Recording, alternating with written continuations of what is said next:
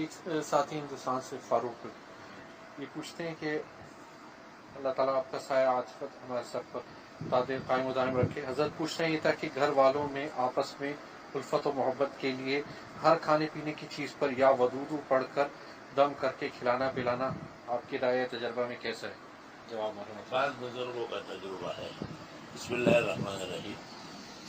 گھر کے الفت محبت کے لیے سینکڑوں وظائف و اعمال ہے. بہترین تو دعا ہے، لیکن یہ یا ودود وغیرہ کے الفاظ بھی یہی ہے، اللہ کی محبت کا نام ہے، تو امید ہے کہ بہتر ہوگا. یحبونہم کحب اللہ والذین آمنوا اشد حبا للہ.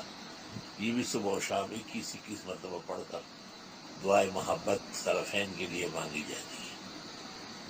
اور لو انفقت ما فی الارض جمیعا ما الفت بین قلوبہم ولکن اللہ الف، اس سے بھی الفت پیدا ہوتی ہے. اور قد جاءکم رسول من انفسکم عزیز علیہ ما عنتم حریص علیکم بالمؤمنین رؤوف الرحیم.